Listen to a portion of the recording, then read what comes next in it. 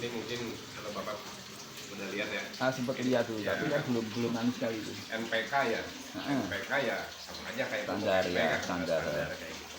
Nah, tapi sebetulnya apa yang membedakan pupuk ini Biosolvanos ini dengan yang lainnya, ada kandungan mikrobanya, Pak.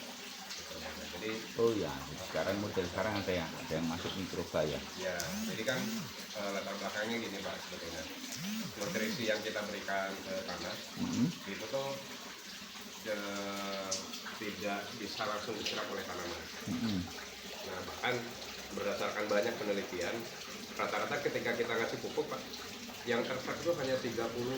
Nah, benar, tepat itu. Nah, itu banyak faktor Pak ya. Ada pupuknya menguap, ada pupuknya tersusi air hujan ya. Jadi itu dua faktor itu.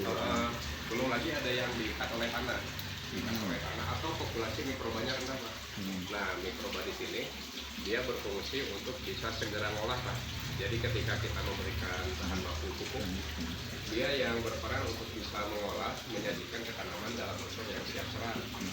Nah, makanya dengan pemberian ini, kemampuan tanaman untuk bisa menyerap nutrisi itu jauh lebih tinggi. Ya, jadi sebenarnya anu toh si mikroba ini jadi membooster ya kan, bukan sekedar NPK-nya itu otomatis standar lah. Kalau nggak ada itu ya nggak masuk standar, tapi ada yang siap saji ya kan, ada yang istilahnya di pawon turun dimasak, itu kan repot seperti itu. Ya memang, nah itu salah satu model sekarang kan melibatkan mikroba. Jadi fungsinya di sana. Jadi yang tadinya katakanlah penyerapannya hanya 30%, itu kita naikkan. Ya itu masuk akal, karena ini kan persoalan anu toh nanti memainkan apa ionnya. Iya. Ya kan? Ya ada katakanlah ada treatment lah di situ, treatment terhadap hara yang sudah siap itu sebenarnya gitu kan. Nah memang ini kan perkembangan baru Pak.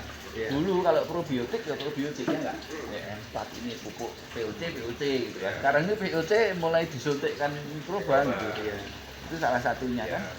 Dan itu sah gitu, secara penelitian memang bagus kok. Ya, secara real itu memang terbukti membantu kan gitu. Ya itu kan makanya sekarang ada tren baru triko itu kan, Trichoderma. Itu salah satu yang pasaran lah, orang semua bikin. Karena ada yang menemukan apa tuh strain bakteri sendiri gitu kan. Nah, itu bisa juga lebih bagus itu.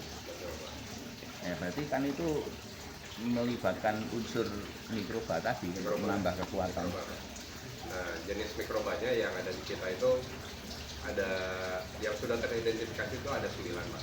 9 yang sudah dibuktikan lab. Tapi secara kategori itu dia ada yang berperan itu penambah N. Jadi sebenarnya kan udara ini 78%-nya nitrogen Pak ya. Nah, cuman tanaman kan nggak bisa mengambil. Nah, yang bisa mengambil itu bakteri penambah N. Nah, kita punya di Biosolvanos ini. Jadi kenapa penggunaan Biosolvanos ini bisa mengurangi penggunaan pupuk Korea atau NPK? Karena ada mikroba yang dia bisa mengambil unsur nitrogen dari udara Pak. Ngambil dari udara, dia konversi, dia sajikan ke tanaman. Ya, kita kasih mesin situ kan, mesin pengambil gitu ya. Kayak gitu. Bukan kita ngasih N, tapi ada tambahan toh. Betul. Dari mikrobanya. Jadi daripada kita ngasih terus ya, kita gimana ya punya pasukan yang bisa ngambil secara alami lah, kurang lebih seperti itu. Kemudian ada pelarut P dan K Pak. Jadi dua unsur ini tuh kan salah satu yang kalau kita kasih pupuk juga susah larutnya. Dia perlu ada asam organik yang dihasilkan dari mikroba. Nah, mikroba ini yang bisa ngebantu P dan K itu dilarutkan. Kita tuh dari mikroba lagi ya pembentuknya ya. Gitu. Kemudian ada yang dekomposer. Nah, tadi kalau kita ngasih pupuk kandang ya lebih cepat dirombaknya supaya bisa cepat. Ya, berarti itu simultan ya, kerjanya mikroba itu secara simultan kan. Simultan.